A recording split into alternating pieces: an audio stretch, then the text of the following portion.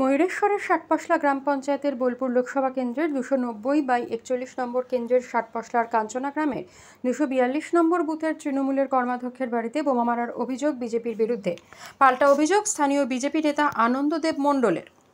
তৃণমূলের হারমাত বাহিনীদের vote camping করতে না পারায় তারা নিজেরাই বোম মেরে বিজেপির দিকে অভিযোগ দিচ্ছে। বিজেপি দেওয়াল লিখন করতে পারেনি, বোমাবাজির কথা তো তারা ভাবতেই পারে না, এমনটাই জানিয়েছেন তিনি। বিজেপি কর্মী আনন্দদেব মণ্ডলের তীব্র অভিযোগ, তৃণমূল বোমাবাজি করে অশান্তির বাতাবরণ তৈরি করে ভোটে হাওয়া গরম করে ফায়দা তোলার চেষ্টা করছে।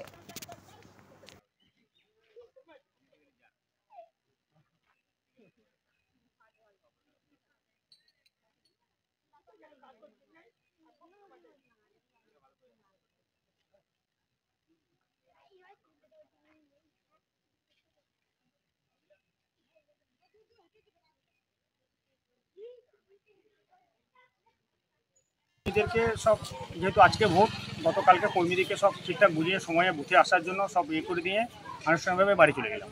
আমি রাত 9:30 পৌনে 10টা নাগাদ খেয়ে আমি ওই উঠোনে শুয়েছি। ঠিক 10টা সামথিং ওরকম হবে, আমার ঘরে ব্লাস্টিং হয়, ফার্স্ট ব্লাস্টিং। কতগুলো ব্লাস্টিং হয়েছে? আমার বাড়ির দরজাতে। কতগুলো? 8 থেকে 10টা। আপনাকে কি প্রাণে মারার জন্য চেষ্টা করা হয়েছিল বলে কি মনে হচ্ছে আপনার? আমি তো প্রাণের আশঙ্কাটাই করছি। কারা করলো এই ঘটনাটা? বিজেপি দুষ্কৃতী।